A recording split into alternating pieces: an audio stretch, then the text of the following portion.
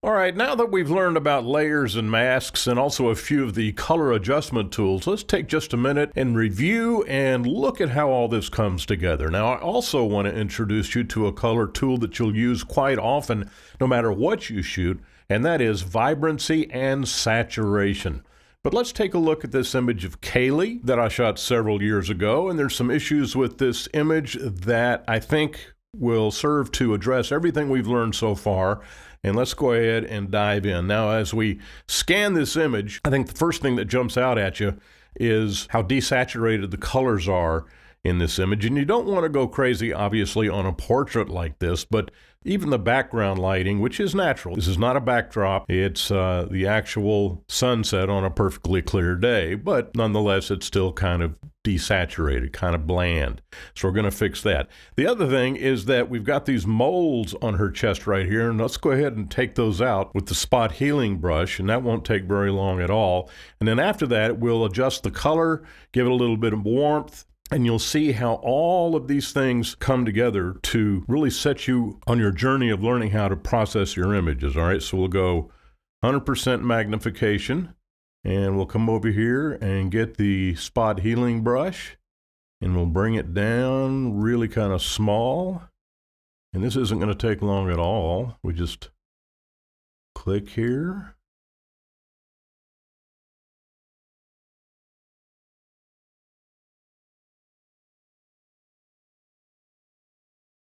And Kaylee was a state champion high school golfer when she was in high school. And that was about the time that I took these images that her mother wanted. And so you can see how easily these come off. And we want it to be perfect.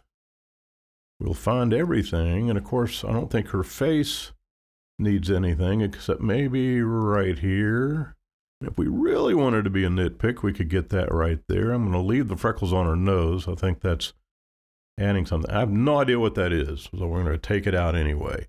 Now let's look at the background, and there is some sensor dust here, so we'll click that, and we'll get that. And let's get this little piece right here. Man, I had some sensor dust on this shot that I have not seen before. Bad photographer. That's how you clean it up. You just get the healing brush tool and start clicking. It's what we call hunt and peck. All right, that is looking pretty good. I got some more little freckles here. And not that these matter a great deal, but let's just take them out anyway, just for demonstrating how you really can clean up an image.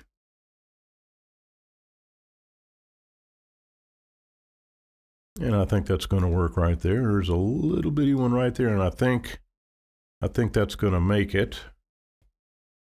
All right, now I know what you're thinking. You're saying, but in a previous lesson, you told us not to do any adjustments on the background layer, on that bottom layer, because that's the point at which you always want to go back to if you make a mistake, and that is true. However, in this case, there is no scenario in which I would ever want to go back to a state on this image that included those moles on her chest. I always want to start a portrait anyway from a state of the image that presents the subject in the best light.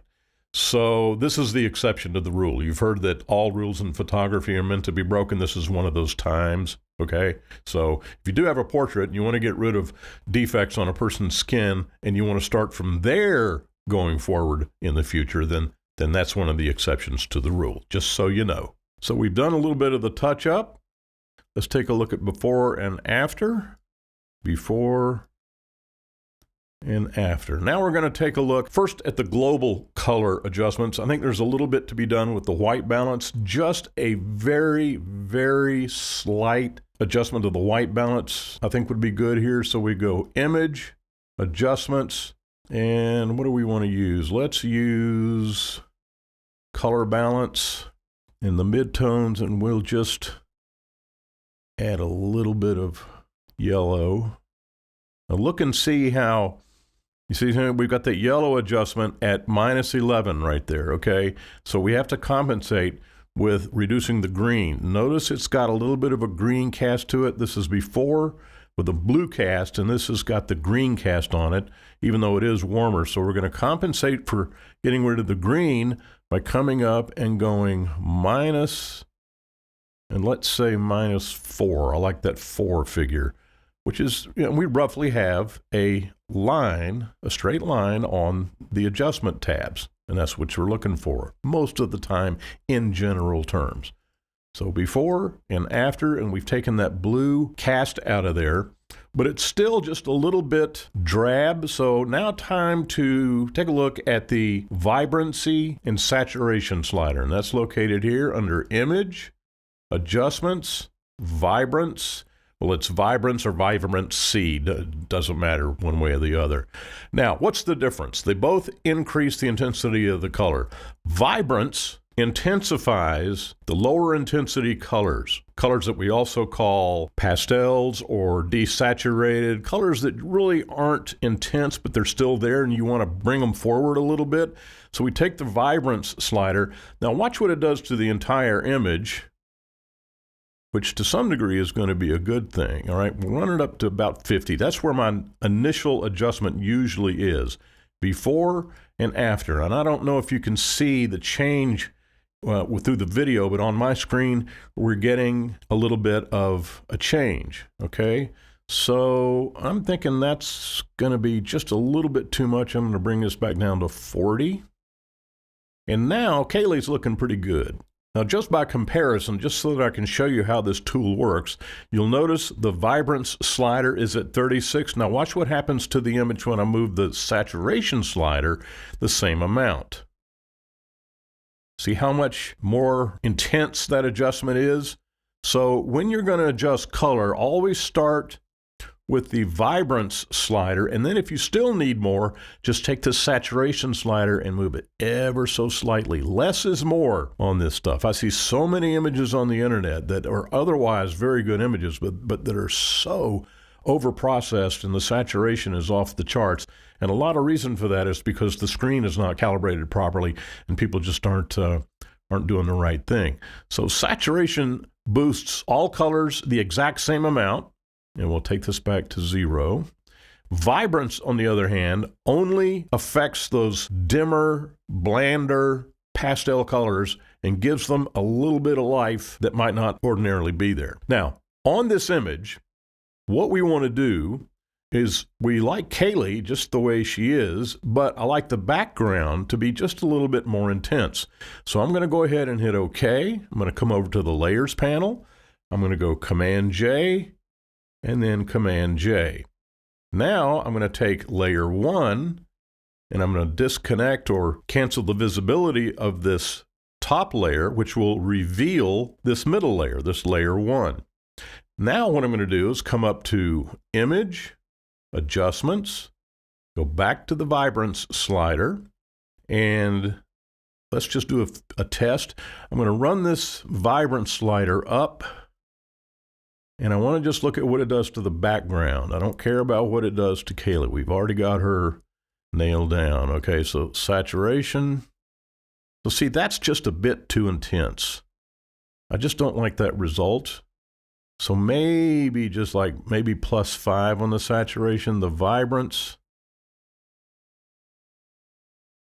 is giving us just enough. Now let's do it again. Yeah, you would not go above 10 on that adjustment. So let's take this to 10, 11, somewhere in there, and say OK. Now, one thing to notice on this, the color on Kaylee is oversaturated. She just doesn't look natural. It's too much. But over here, it's great. So you can see where I'm going. I'm going to activate the top layer. Now I'm going to get a mask. Click on it to make sure it's chosen.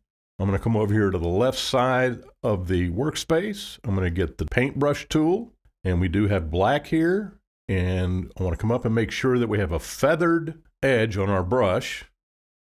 And then I'm going to come in and I'm going to erase. I'm going to erase Kaylee. And I did that wrong. I apologize. Let's back up. See what happens when you make a mistake and you screw things up. You can go back and start over. What I meant to erase is this over here. And I want to bring the additional color that's in the background. I want to intensify that, but I don't want intensified colors on Kaylee. Okay, see how that works? And you know, I'm getting her hair in there, but you can't see any really blown out color with what little bit we've done. These are all very subtle things. I'm going to bring this right next to her arm down here. See how the mask looks over here, which reveals this area right here, which means that we can come down here, choose this layer, and even though the top one is activated, we've removed the mask, which reveals that portion of the image down here. So let's do some more adjustments on the color and see what we can do. All right, image, adjustments, vibrance, and we're just experimenting. Now you see how the background is intensified without intensifying the color on Kaylee. That's because of the mask.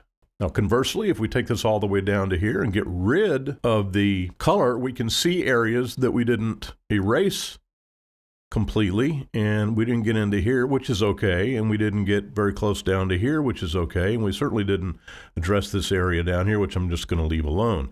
But I think we can live with what we have right here. You really can't see any difference. So we'll bring this saturation back up here, and then let's give it a gauche. Let's give it like this right here.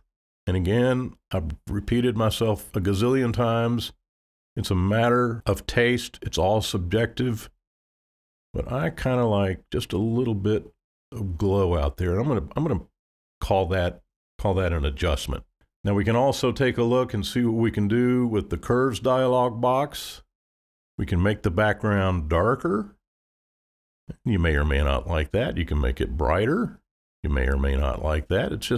It's all a matter of taste. I do think, though, that what I am going to do is come back and activate the mask, and I'm going to work on those areas that we missed right up here and in the middle and over here. I think we need to come in just a little bit closer. And I'm going to try to get that area down here that we missed very carefully, so I don't want to have an oversaturated stripe on her arm. That wouldn't be good. But I think we've done as much to this as we can do. And so let's go ahead and flatten the image. And there we have it. Okay, let's go back before and after and take a look. Before and after, and you can tell me which of these two you like best. So there you have. Pulling it all together, we've used masks and layers and the spot healing brush, vibrance and saturation. So that's how it all plays together. That's how everything comes together to create an image that you saw in your mind's eye, or even that you saw when you were standing there. And it's all possible in Photoshop.